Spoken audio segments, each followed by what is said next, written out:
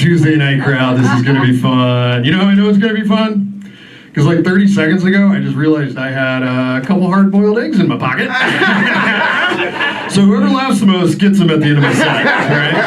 No, I'm kidding. I'm not going to do that to you guys. I want you to laugh. So, happy Veterans Day. Any veterans in the crowd? Hey, thank you for your service, sir. The rest of you guys, just a bunch of freedom fighters. Yeah. Yeah, any parents, real quick? Just trying to check the demographics. One? Was that like a half clap? Or like you changed your mind midway through? Weren't committing to that? Yeah, well, I'm a dad. My son Jet, he just turned 15 years old. Smells like it. I don't know how he does it, man. I don't know how he does it. But he's a good kid. He really is. I love him to death. But he's at the age where I've got to help him with his math homework. And that stuff's starting to get pretty complicated. Right? And to make matters worse, dude, kids are taught new math nowadays. It's called Common Core. I don't know if anybody's heard of it.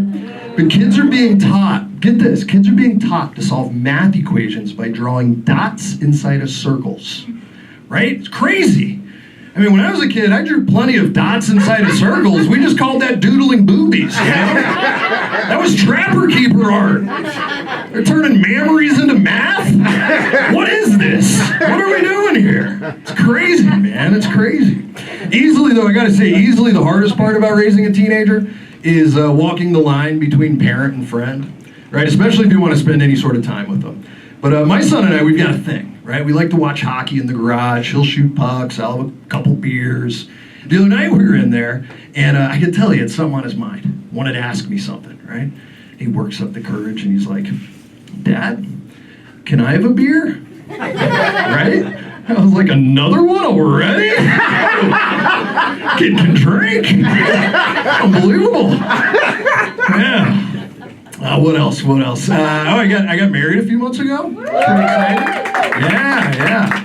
And I'm a lucky guy, I really am. My wife, she's beautiful, stunning, really. In fact, sometimes I worry that maybe she's a little out of my league, right? I mean, because I think she looks like this exotic mix of like Selma Hayek and Zendaya, which is a problem because I look like I sell fertilizer.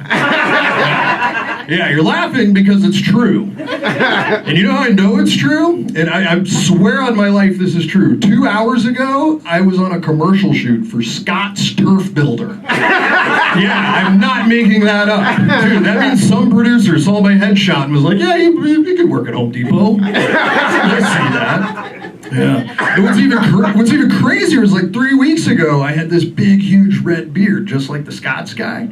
But I had to shave it off for the first time in 15 years, right? But I had a good reason. I booked a role on the hit Emmy Award-winning TV show, The Pit. Yeah. Paramedic number 2. Caught a break. Things are looking up. We're doing it. Hollywood dreams alive. Yeah. I tell you though, it's crazy going over a decade without seeing your chin though. It is, man. I shaved that thing off, looked in the mirror at my chin, and was just like, whoa, there's 2. When did that happen, right? Yeah. And when I shaved it off, my wife was out of town, and she's literally never seen me without a beard, ever, right? So naturally, she was like, hey, send me a picture. I was like, oh boy. So there I am looking into my phone, trying to take a selfie, just like, God, I hope you love me for me, because I don't know how long I can keep this face contorted just for a jawline, you know? Yeah, and I noticed a lot of gray hairs too when I was shaving it off. Yeah, and it sucks because most guys my age, when they start to go gray, they look distinguished, you know? They have that salt and pepper look. And us gingers, we're just stuck with more of a salt and turmeric look. It's just not the same, man. It's not the same. There is one benefit of getting older, though. I will say this. It's how much my perspective has changed on my parents. I realize they're just people like anybody else trying to get through this shit, right?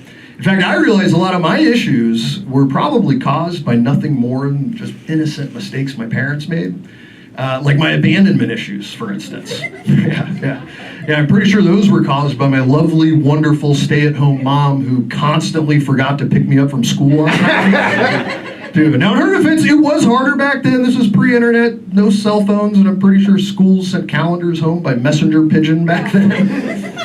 But she was actually just in town, and we were kind of reconciling this stuff, talking about it. And I was like, Mom, how come you always forgot to pick me up from school on time? She looks at me and she goes, oh, darling, I didn't forget. 3 o'clock's when Oprah came on. I was like, good answer. That was peak daytime television. I can't still be mad at you for that. All right, you guys have been great. My name's James. Check me out on Instagram, Funny James Comedy.